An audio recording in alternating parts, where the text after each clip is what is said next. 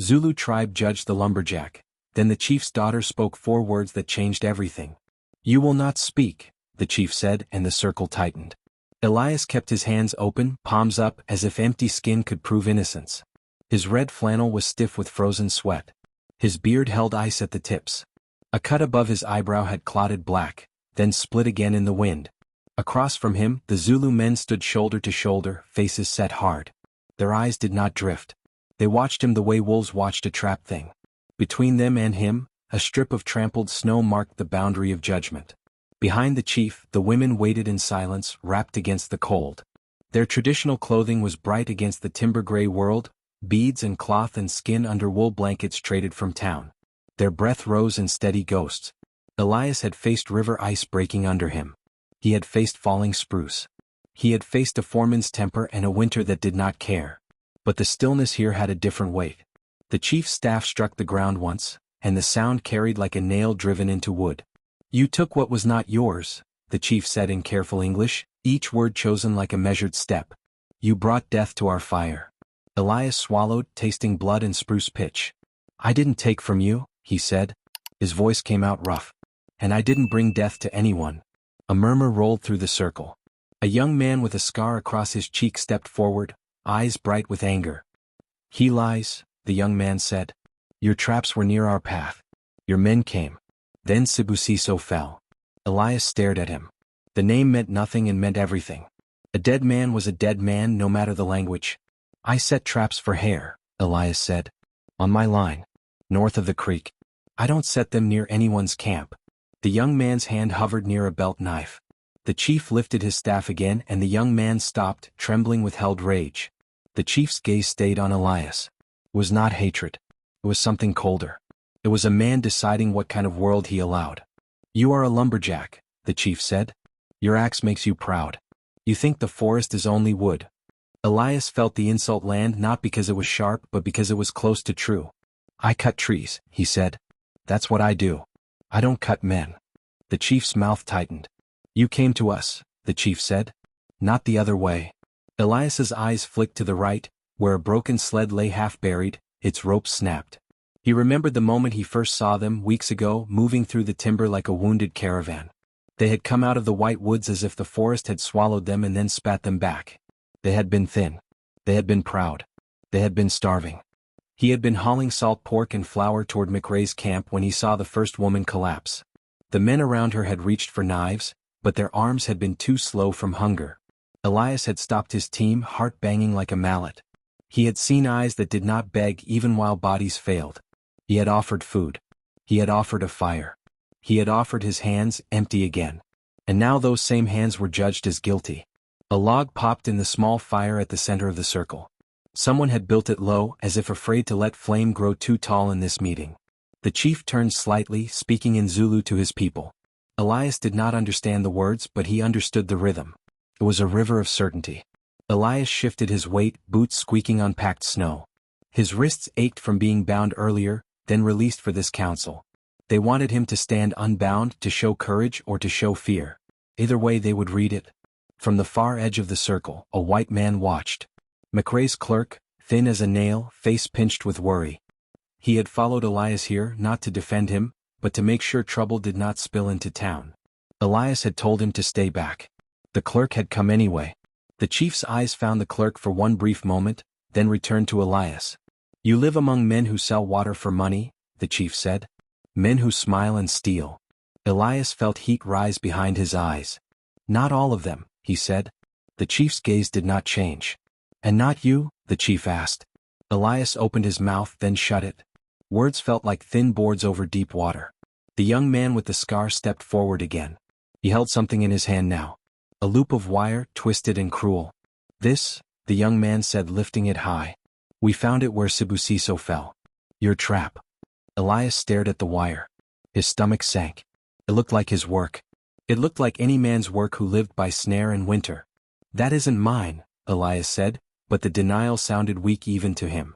The chief moved closer, boots silent. His coat was heavy, patched with hides and cloth. He carried the cold like a king carried a cloak. "Then whose?" the chief asked. Elias's mind raced through the last weeks. He thought of his trap line. He thought of broken branches. He thought of footprints that were not his. He thought of the way McRae's men had been hungry too, and hunger made thieves out of decent men. He thought of the stranger he had seen near the creek 2 nights ago. A man in a dark cap moving quick. Elias had assumed it was one of the camp boys, poaching on another man's line. He had let it go. Men fought over traps. Men bled over them. But he had been too tired to chase. Now tiredness had a price. I saw someone, Elias said slowly. Near my line. Not from your people. I didn't know him. The scarred young man spat into the snow. Always a shadow man, he said. Always someone else. The circle tightened again. Elias felt the old urge rise in him, the urge to swing first, to prove strength. That urge had kept him alive in logging camps. It had also nearly killed him more than once. He forced his hands to stay open. Tell me where he fell, Elias said. Let me see. The chief's eyes narrowed. He studied Elias as if weighing a plank. You will not walk our ground like you own it, the scarred young man snapped. I don't own anything, Elias said. Not even my sleep. A few of the older men shifted at that, not softened, but hearing something familiar. Work wore every man down, no matter his tongue. The chief raised his staff again and the voices quieted. You will see, the chief said. But your seeing will not change the truth. They moved then, a slow procession through the trees, boots crunching, wind sliding between trunks. The sky hung low and white like a lid. Somewhere far off, a raven called once and went silent. Elias walked in the middle, watched from all sides. He could smell smoke in their hair. He could smell dried meat and cold iron. He could smell fear too, but it was not theirs. They reached a shallow dip near the creek, where the snow had been disturbed. The creek itself was a black thread under ice, whispering beneath. The ground had been marked with sticks. A place where a body had been. A place where life had stopped. Elias crouched, ignoring the ache in his knees. He studied the broken branches. He studied the drag marks. He studied the wire loop tied to a sapling. His throat tightened. This was not a hair snare. This was set high. This was meant to catch something larger. Something walking upright. Elias rose slowly. That's not for animals, he said. The scarred young man's eyes flashed. Your people set traps for people, the young man said. We have seen it. Elias looked at the chief. I don't, Elias said. And if one of mine did, I'll drag him here myself. The chief's face did not move, but something flickered behind his eyes. Not belief. Not yet. But attention. Behind the chief, one of the women stepped forward. She moved like someone used to being watched. Her traditional Zulu clothing caught the gray light, beads faintly clicking with each step. A blanket hung from her shoulders, but her posture held warmth the blanket could not give. Elias had noticed her before, not because she was loud, but because she was quiet in a way that made men quiet too. She was the chief's daughter. He had heard others speak her name like a prayer and a warning. Nomusa. She stood beside her father now, eyes on the trap. Her face was calm, but her hands were clenched under the blanket. The chief spoke to her in Zulu low. Elias could not understand, but he could hear a question in it. Nomusa did not answer immediately. She looked at Elias instead, and the air seemed to thin. Elias held her gaze. He did not know what to do with it. He had carried logs heavier than this moment, yet this felt like a weight placed directly on his chest. Nomusa's eyes shifted to the scarred young man, then to the older men, then to the women behind. She took a breath, and her breath made a cloud that lingered. The chief's voice rose again, addressing the circle. This man says he is not the hand, the chief said. But the trap speaks. The death speaks. The scarred young man lifted his chin. Then let the axe pay, he said. A low sound of agreement moved through some of them. Not all. Enough. Elias felt the cold slide down his spine. He thought of his cabin. One room, smoke-black rafters, a bunk, a tin cup. He thought of the river in spring, logs rolling like beasts. He thought of all the times he had survived by being harder than the world. Hardness would not save him here. He turned to the chief. I won't run, Elias said. But I won't confess to what I didn't do. The chief's staff hovered above the snow. The moment stretched. A decision waited. Nomusa stepped forward again, closer now, so close Elias could see the fine cracks of chapped skin at the corner of her mouth. She had the look of someone who had walked too far with too little and still refused to bend. She spoke in Zulu first, her voice steady and clear. The circle listened. Even the scarred young man quieted, as if her tone carried authority he did not question. Then she turned her face to Elias and spoke in English, the words slow but sharp. He saved my life. 4 words. Quiet. cling. Like an axe stroke. The circle froze. Elias blinked, and for a heartbeat he could not breathe. Nomusa did not look at him anymore. She looked at her father, eyes unwavering. The chief's face changed not by much. A tightening at the jaw. A small shift in the eyes. But Elias saw it. A crack in certainty. Nomusa lifted her chin. I fell, she said, voice still calm. In the trees. The day we came. I could not stand. The cold took my legs. The scarred young man's mouth opened, then shut. He looked away, conflicted. Nomusa's voice did not tremble. He stopped, she said. He fed us. He gave fire. He carried water. He did not ask for payment. Elias felt the memory flash sharp. He had lifted her then, light as a bundle of sticks, her breath shallow. He had carried her to his sled and wrapped her in his own coat. He had felt her heartbeat against his arm, stubborn and fading. He had not done it for praise. He had done it because leaving her there would have made him less than a man. Nomusa looked around the circle. If you kill him, she said, you kill the hand that lifted me. You kill the proof that not every stranger is poison. A murmur moved through the group, different now. Less anger. More thought. Thought was dangerous in a crowd. The chief's staff lowered slightly. He stared at his daughter for a long time. You speak for him, the chief said in Zulu. Nomusa answered in Zulu, her voice firm. Elias caught only one word he recognized from listening, truth. The chief turned his gaze back to Elias. You hear her, the chief said. But words are not meat. Words do not bring back the dead. Elias nodded once. No, he said. They don't. He stepped closer to the trap, careful, and pointed at the knot tying the wire to the sapling. That knot, Elias said. That's not mine. The scarred young man scoffed, but an older man leaned in, eyes narrowing. He was broad-shouldered, hair streaked with gray. His hands were scarred like a worker's. The older man spoke in Zulu to the chief, then looked at Elias. Show, the older man said in broken English. Show you're not. Elias swallowed. This was his chance, thin as a blade edge. Take me to my line, Elias said. You'll see how I tie. It's different. The chief studied him, then nodded once. They walked again, deeper into the timber, past black stumps and fallen branches. The wind picked up and fine snow hissed across the ground like ash.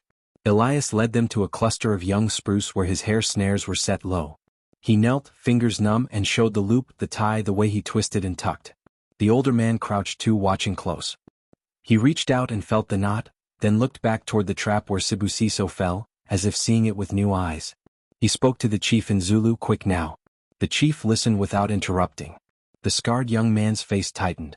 He did not like doubt entering the air. The chief straightened. This is not the same, the chief said slowly, eyes on Elias. Not the same hand. Elias's chest loosened a fraction. Not freedom. Not yet. But space to breathe.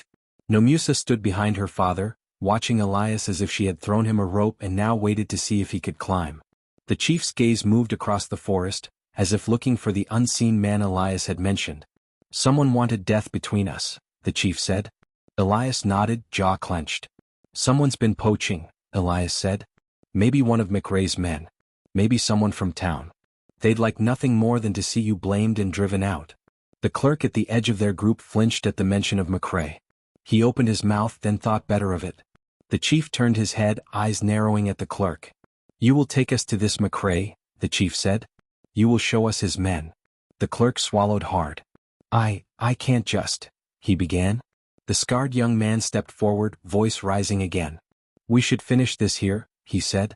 We should not walk into their town like beggars. Nomusa's voice cut through him, quiet but hard. We will not be bait, she said. The scarred young man's eyes flashed toward her, and for a moment the air felt like it might break. Elias saw it then. This was not only about him. It was about what kind of people they would become in this frozen country. Vengeful or careful. Hungry or honorable. The chief lifted his staff and the scarred young man fell silent, though his hands shook. The chief looked at Elias. You will come, the chief said. You will stand before your people as you stand before mine. Elias felt the weight of it. He imagined McRae's camp, the men with their crude jokes and hard eyes. He imagined them seeing Zulu families in the snow, seeing the chief's staff, seeing Nomusa's calm gaze. He imagined fear turning into cruelty. He also imagined the alternative. A killing in the trees. A war born from one trap. Elias nodded once. I'll come, he said. and I'll speak. Nomusa's eyes met his again. There was no gratitude in them, no softness offered freely. There was only a fierce, measured hope, like a coal held in the palm. They turned toward the river path, the procession moving as one now, not a circle around a condemned man, but a line toward something uncertain. Elias walked beside the chief, the cold biting his cheeks, the forest watching with 1,000 silent trunks. Behind them, Nomusa followed, blanket tight around her shoulders, traditional beads faintly clicking with each step, her 4 words still hanging in the air like smoke that refused to fade. When the first roofline of McRae's camp appeared through the trees, Elias felt his stomach knot. The camp dogs began to bark, sharp and frantic. Men's voices rose, rough and suspicious. Elias kept walking because stopping now would mean the trap had won. The first man to step out from the bunkhouse had a lantern in one hand and a short club in the other. He squinted into the gray afternoon, beard shaggy, boots unlaced like he had risen from sleep and anger together. "What in God's name?" he started, then his eyes caught on the chief's staff, the line of Zulu men, the women behind, and his mouth shut as if someone had slapped it closed. More men spilled out, slow at first, then quicker. Wool caps, suspenders, heavy coats smeared with sap. The smell of the camp came with them, smoke, wet leather, old meat, sour sweat that never fully washed out. McRae's camp sat in a hollow near the river, a rough sprawl of log buildings and stacked timber. Ice smoked off the river like breath. A load of cut spruce lay on skids, half covered in snow, waiting for the next thaw to float downstream. Elias kept his stride even, though every step felt like it might light a fuse. The clerk stayed 2 paces behind him, pale as birch bark. "Elias," someone called, incredulous. It was Tom Barlow, a sawyer with hands like paddles. "What are you bringing here?" Elias did not answer yet. He watched faces instead. He watched the way surprise turned to calculation. Men were always counting risk, even when they pretended they were only counting board feet. A figure appeared in the doorway of the office cabin, taller than the rest, coat buttoned wrong, hair slicked down, a man who carried his own warmth by sheer belief in his right to it. McRae. He stepped onto the porch and leaned on the railing like a man admiring property. His eyes slid over the group, pausing on the women, lingering on Nomusa, then shifting to the chief. "Well," McRae said, voice smooth. "Looks like you've brought me visitors, Elias." Elias stopped at the edge of the yard. The Zulu line stopped with him, boots sinking into churned snow. The barking dogs fell quiet, sensing tension they could not name. The chief stood forward a half step. His staff touched the ground once, deliberate. The sound made a few of McRae's men shift their feet. "This man's trap killed one of ours," the chief said. His English was careful, but the weight behind it was not. "We came for truth." McRae's brows lifted, almost amused. "My traps," he said. "My camp." He looked at Elias, and Elias felt the gaze like a hook. "What have you been doing, Elias?" McRae asked. "Snaring people now?" Elias's jaw tightened. He could hear the camp behind him, the river, the wind, all waiting. "It wasn't mine," Elias said. "It wasn't a hair snare. It was set high. Someone's poaching on my line. Someone wanted trouble." McRae's smile thinned. "Trouble?" he repeated. "These folks wander into our woods and now they say we killed one of them? That's trouble all right." A murmur rose from the loggers.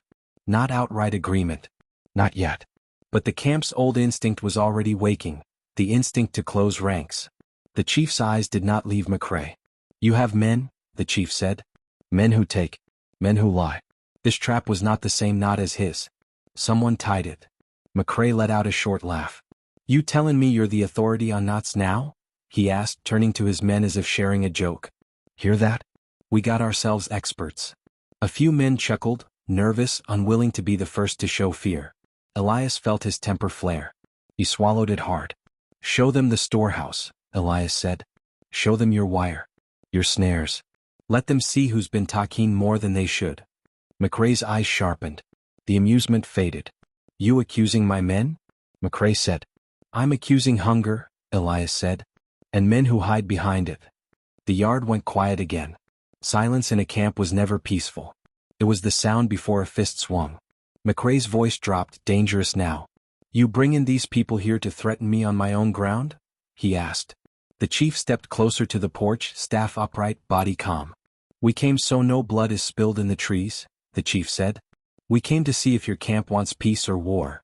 At the word war, some of the younger loggers straightened, eyes bright. They were tired of cold and rules. They wanted something to hit. It was always easier than facing winter honestly. Nomusa moved forward, not pushing past her father but coming into sight. Her blanket fell open enough to show the beads and cloth beneath. The color against the camp's gray made some men stare as if the world had changed without asking.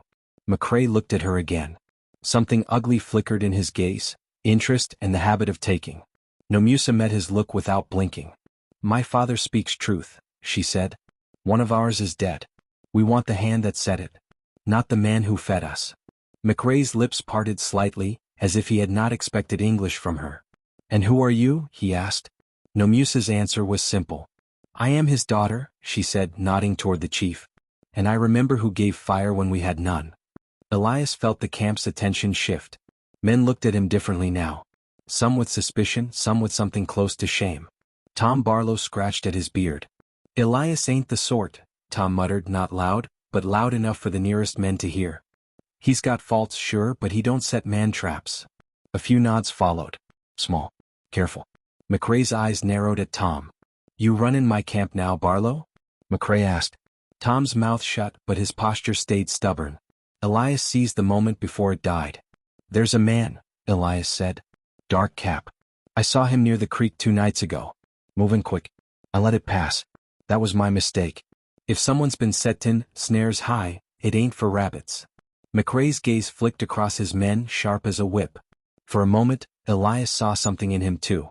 Not just greed. Fear. McCrae knew his camp. He knew what men did when pay was late and whiskey was gone. "Dark cap," McCrae repeated as if tasting it. "That could be half the men here." The clerk behind Elias made a small sound like a breath caught wrong. McCrae turned his head slightly. "What's that, Harlan?" McCrae asked, voice mild. The clerk flinched. His eyes darted to Elias, then down. "Nothin', sir," he said. Elias felt a cold prick in his gut. He turned his head enough to see the clerk's face. The man looked like he might vomit. Elias spoke without moving his lips much. "What do you know?" he murmured. The clerk's throat bobbed. I didn't," he whispered, then swallowed hard. There's a fella. No. Been hangin' around the storehouse." Elias's eyes sharpened. "Name?" Elias said. The clerk's voice came thin. "Caleb," he said. "Caleb Voss." At the name, a few men in the yard shifted. One spat. Another's jaw tightened. Names carried history in camps. McCrae's head turned fully now. "Voss," McCrae said, and his tone lost its ease. "He ain't new." Elias watched McCrae's face carefully. McCrae knew something. Maybe not about the trap, but about the man. "Where is he?" Elias asked. McCrae's eyes slid away, then back. "Out on the river line," McCrae said. "If he's anywhere. Men don't come running when called." Nomusa's gaze stayed fixed on McCrae. Her calm made the yard feel smaller. "You are hiding him," she said. A ripple of anger moved through the loggers at her accusation. A few stepped forward, boots grinding. McCrae lifted a hand and they stopped. He did not want a fight he could not control. "I'm not hiding anybody," McCrae said. "But I don't take kindly to strangers strutting into my camp making demands." The chief's staff struck the ground again. The sound cut through the wind. "We do not demand," the chief said. "We warn. If your man set this trap, he will answer. If you protect him, then you choose the death that follows." Elias felt the words settle into the men around them. Some faces hardened. Others paled. The older men understood cycles. They had seen feuds start over less. McCrae's mouth tightened. "You think you can threaten me?" he asked. Nomusa took one step closer to the porch, just enough that the distance between her and McCrae became a statement. "Not threaten," she said. "Name what is already true." McCrae's gaze dropped to her hands under the blanket. Then to her face. His smile returned, but it was wrong. "Pretty bold," he said softly. "For someone who came begging for food." Elias felt something hot and sharp rise in him. It surprised him. Not anger for himself, but for the way McCrae spoke, as if hunger gave permission. Elias moved before he fully decided. He stepped forward, placing himself slightly between Nomusa and the porch. "She didn't beg," Elias said. "And if you speak to her like that again, you'll have trouble that ain't theirs." The yard went still. Men stared at Elias like he'd slapped the boss in front of everyone. McCrae's eyes burned. "You forget who pays you," McCrae said. Elias's voice stayed low. "I remember," he said. "I also remember what kind of man I am when I'm paid." The chief watched Elias now, not with approval but with a measured interest. A man revealing his spine was always worth noting. McRae's jaw worked. "You want Voss?" McRae said. "Fine. We'll find him. But you ain't marching my men around like a militia." The chief's reply came without haste. "Then call him," the chief said. McRae turned and barked toward the yard. "Jesse," he shouted. "Ruin. Get on the line. Find Voss. Bring him here. Now." Two young men hesitated, then hurried off, grabbing coats and heading toward the river path. Their breath plumed as they ran. The waiting began. Waiting in winter was always worse than work. Work made you forget the cold. Waiting made you feel every inch of it. The chief's people stood steady, but Elias could see the strain. The women's shoulders hunched under blankets. The children, two of them, small and quiet, clung to an older woman's skirt. Elias felt guilt again, bitter and familiar. He had brought them here to avoid bloodshed, and now he had brought them into a yard full of hungry men and a boss who smiled like a knife. McRae stepped down from the porch, boots crunching, coming closer as if to reclaim space. He stopped a few feet from Elias, eyes locked. "You been spending time with them?" McRae said softly. "That's what this is." Elias did not answer. McRae's voice stayed low, meant only for Elias. "Careful," McRae said. "Men get ideas. They see you playing savior, they start wondering what else you want." Elias kept his face blank, but his hands curled once, then forced open again. "I want the man who set that trap," Elias said. "So no one else dies." McRae's smile twitched. "Sure you do," he murmured. The wind shifted. Snow dust swirled around boots. Somewhere inside the cookhouse, a pot lid clanged, and the normal life of the camp tried to continue as if judgment was not happening outside. Nomusa stood behind Elias now, close enough that he felt the warmth of her presence through layers of cold air. He did not turn, but he knew she was there. He knew she had placed herself where McRae could see she was not afraid to stand near him. The chief spoke quietly in Zulu to his men. The scarred young man kept watching the camp, eyes scanning for movement, as if expecting an attack from behind the buildings. Elias's mind kept returning to the trap. "I said, human. A thing built by someone who knew exactly what they were doing." Then from the river path, footsteps pounded. Two men appeared through the trees, dragging someone between them. The man's cap was dark. His coat hung open. His face was sharp-boned, eyes darting like a cornered rat. "Caleb Voss." The men hauled him into the yard and let him stumble to his knees in the snow. Voss looked up, breathing hard, and his gaze shot to McRae first, pleading. "Boss," he rasped. "I didn't." McRae's eyes went cold. "Shut up," McRae said. Voss's eyes flicked to Elias, hatred and fear mixing. Elias stepped forward, slow. "Where were you 2 nights ago?" Elias asked. Voss laughed once too loud. "Where am I any night?" he snapped. "Workin', same as you." Elias crouched, picking up a handful of snow, letting it fall slowly. He needed time. He needed to see cracks. "You been on my line," Elias said. "I saw you near the creek." Voss's face tightened. "You didn't see me," he said. Nomusa's voice came, steady from behind. "You set a trap for a man," she said. "A man died." Voss's eyes flicked to her. Something in him shifted. He swallowed. "I set traps for food," he said quickly. "That's all. We all do." The chief stepped forward, staff firm. "Show me your hands," the chief said. Voss hesitated. Then he lifted his hands, palms out. His fingers were stained faintly with pitch and rust. His knuckles were raw. The older Zulu man who had examined Elias's knot stepped closer, eyes narrowing at Voss's hands the way a craftsman studied another craftsman's work. Elias leaned in. "Show the knot," Elias said. "On the trap." Voss's mouth opened, then closed. His eyes slid away. McRae's voice cracked like ice. "Did you do it?" McRae asked. Voss's breathing quickened. "No," he said too fast. The scarred young man took a step forward, hand near his knife again.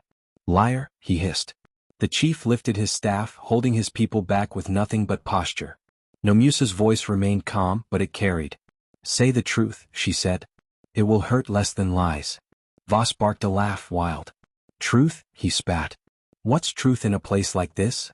Elias felt the camp closing in, the circle reforming, but now it was loggers and Zulu alike, drawn by the gravity of a man about to break.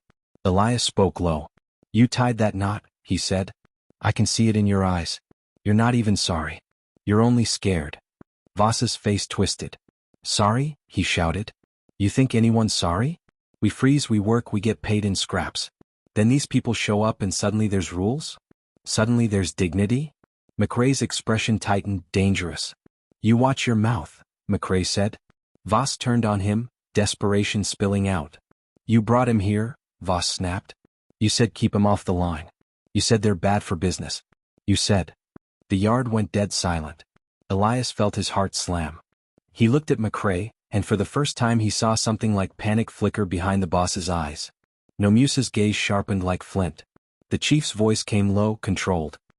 He said you spoke, the chief said to McRae. You told him to keep us away. McRae's jaw worked. He recovered fast, too fast. Men say things when they're caught, McRae said. Voss is a drunk and a thief. He'll say anything. Voss's eyes bulged. I ain't drunk, he yelled. I did what you wanted. He stopped, realizing what he had almost admitted. His mouth hung open, breath steaming. Elias stood very still. McRae's gaze snapped to Voss, murderous. You're done, McRae said softly. But the chief stepped forward, staff planted, voice rising. Enough, the chief said. This man speaks because fear loosened him. Fear loosens truth. Voss's shoulders shook. Snow clung to his knees. Elias leaned down close, voice like a saw through wood. Tell me, Elias said. Did you set it to catch one of them? Or did you set it to scare them away? Voss's eyes filled with tears that froze at the lashes. I didn't mean to kill, he whispered. For words, broken and filthy, and the yard felt like it tipped. The scarred young man surged forward, and several hands grabbed him back. The women behind the chief made low sounds of grief, not loud but deep. Nomusa's face did not crumble. It hardened as if grief became stone to stand on. The chief's eyes closed for one long breath. Then he opened them, and what looked out was not rage. It was judgment, clean and heavy. You did not mean, the chief said, voice calm. But your hands met. You're not met. Your wire meant. Voss shook his head frantically. It was just to scare him, he pleaded. They were coming near the line. Near the store. We got rations. I thought they'd steal. Nomusa took one step forward, her voice sharp now. We were starving, she said. And you set iron for our throats. Voss's head dropped. Elias felt bile rise. He looked at McRae.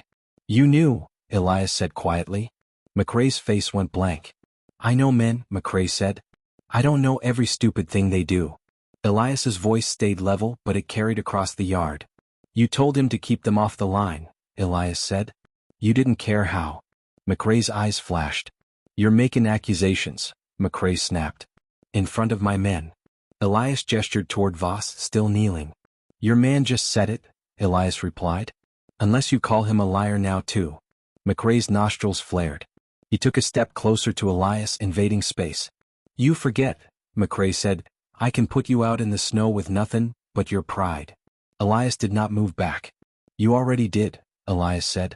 Years ago. I just kept walking. The moment stretched, brittle. Then the chief spoke again, and the yard listened because his calm was more frightening than shouting. This man, the chief said, indicating Voss, belongs to your camp. You will not hide him behind your walls. He will answer to the dead. McRae's jaw clenched. And if I say no, he asked. The chief's eyes held him. Then you will have more dead, the chief said. Not today. Not here. But winter is long. The forest remembers. McRae's gaze flicked to his own men, seeing their faces. Some looked uncertain now. Some looked afraid. A boss was strong only as long as men believed he could protect them from consequences. Elias could feel the camp shifting under McRae's feet. Nomusa moved beside her father, voice quiet, almost tender now, which made it worse. We did not come to burn your camp, she said. We came to stop a fire before it grows. McRae's mouth twitched. You want him, McRae said at last, voice tight. Take him. He's no use to me. Voss jerked his head up, eyes wide with terror. No, he rasped. Boss, don't. McRae turned away as if Voss was already dead. Two of the Zulu men stepped forward, strong hands gripping Voss's arms. Voss struggled, boots scraping, leaving gouges in the snow. Elias watched, stomach hard. Justice was never clean. It was only less dirty than revenge.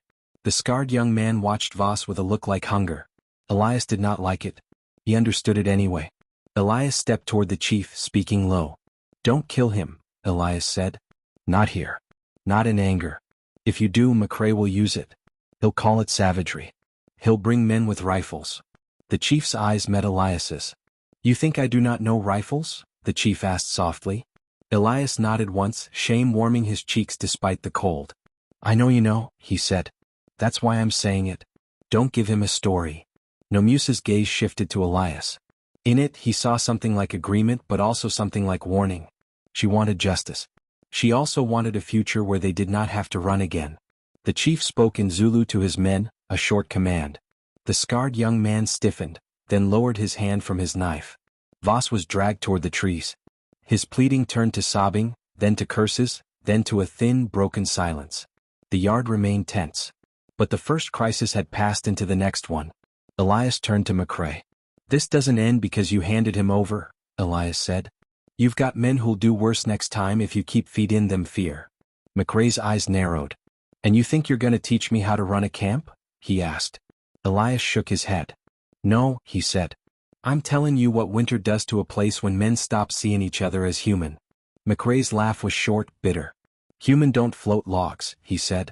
Elias's gaze slid past him to the bunkhouse, the cookhouse, the stacked timber. Men do, Elias said. Nomusa stepped closer to Elias, voice low enough only he and her father could hear. You spoke against him, she said. Elias glanced at her, then away. I spoke against rot, he said. It grows if you ignore it. Nomusa's eyes held his profile. In my father's land, she said softly, rot brings flies. Flies bring sickness. Elias nodded once. In mine, he said, rot brings collapse. The chief watched them both, face unreadable. Then he turned to McCrae, voice rising again. We will leave, the chief said. But know this, we will not be hunted. We will not be trapped. If you send men into the trees, they will not return the same. McCrae's expression hardened, but he did not answer. He had already lost control of the story in his own yard, and he knew it. The chief's people began to move, guiding the women and children toward the tree line. The camp's men watched, uneasy, as if the forest itself was walking away. Elias stood between two worlds, feeling the pull of both. McCrae spoke behind him, voice low and venomous. You walk with them now? McCrae asked. You picking your side? Elias did not turn at first. He listened to the crunch of boots, the faint click of beads, the murmurs in Zulu. Then he turned to McCrae slowly. I'm picking the side that doesn't set iron for throats, Elias said. McCrae's eyes burned. You'll regret that, he said. Elias's voice stayed flat. Maybe, he said. But I'll sleep. McCrae's face twisted at that, like sleep was an insult. Elias walked toward the trees. Nomusa waited there, just inside the timber, half-shadowed by spruce branches. When Elias reached her, she did not smile. She simply moved aside so he could pass, then fell into step beside him, close enough that their shoulders almost touched through layers of cloth and cold. The chief glanced at them once, then faced forward. They entered the forest, and the camp behind them shrank into smoke and shouting and the brittle sound of men pretending they were not afraid. After a long stretch of silent walking, Elias heard the scarred young man speak in Zulu, voice tight. The chief answered him sharply. Elias caught only the tone. Disagreement. A wound not yet closed. Nomusa leaned slightly toward Elias, voice barely above breath. He wants blood, she said. Elias kept his eyes on the path. He'll get it if he chases it, Elias murmured. Nomusa's gaze stayed forward too. My father will hold him, she said. But grief is heavy. It makes young men reckless. Elias nodded. I know, he said. I've seen men swing axes when they should have stepped back. Same thing. Different tool. The forest thickened. Snow deepened. The light dimmed under branches. Ahead, the chief's camp waited somewhere beyond the creek, a cluster of lean-to shelters and a larger fire circle built under a windbreak of logs. A temporary place, but even temporary places became sacred when people had survived enough to build them. Elias's mind kept circling one thought, McCrae's eyes on Nomusa. The boss had looked at her the way he looked at timber, value measured, ownership imagined. That look meant trouble. As they neared the creek, a shout rose from behind them, faint at first, then clearer. Wait. Elias stopped. The Zulu men turned, alert. Through the trees, a figure ran, stumbling in snow, breath steaming. Tom Barlow. He reached them, bent over, hands on knees, wheezing. Elias, Tom gasped. Elias, listen. Elias's heart sank. Tom straightened, face pale. McCrae ain't lettin' this lie, Tom said. He's riled. He's talking rifles. He's talking about going to town getting the sheriff. Saying you and them, he's saying you all conspired.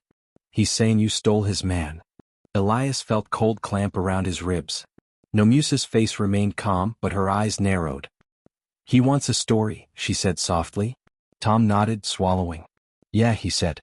And he'll sell it. Sheriff, listen to. Folks in town don't like what they don't understand. Elias looked at the chief. They'll come, Elias said. Maybe tomorrow. Maybe tonight. The chief's gaze stayed steady. They will find only Forrest, the chief said. Elias shook his head once. Forrest don't stop bullets, he said. Nomusa's voice came quiet, firm. Then what? She asked. Elias stared at the creek's black line under ice. He thought of the town. He thought of the sheriff's badge. He thought of McRae's money. He thought of how quickly law became a club when fear was fed. He exhaled. Then we move, Elias said. Not deeper. Smarter. We find ground that forces them to speak before they shoot. The chief's brow tightened slightly. You mean the town? The chief said. Elias nodded once. If we stay in the trees, Elias said, he'll call it hiding. If we go to town, he has to lie in daylight. Tom's eyes widened. Elias, he whispered. You walk them into town, folks'll lose their minds. Elias looked at Tom. Then let him, Elias said. Better noise than graves. Nomusa watched Elias's face as if weighing him. You would stand with us there, she said. Elias met her gaze. I started this by letting a shadow pass, he said. I won't end it by running from it. The chief's staff touched the snow again, thoughtful. We go, the chief said at last. But if your town chooses cruelty, you will see what a cornered people becomes. Elias nodded. I'd rather not, he said. That's why we go now. They turned, not toward the deeper wilderness, but toward the hard line of human settlement. Snow began to fall again, soft at first, then thicker, as if the sky had decided to bury whatever was coming. Elias walked at the front with the chief. Nomusa stayed close, her breath steady, her gaze fixed ahead. And behind them, Tom Barlow trudged, glancing back once toward McRae's camp, where smoke rose into the falling snow like a signal that trouble was already following. If you enjoyed, please subscribe and comment what country you're watching from. See you in the next one.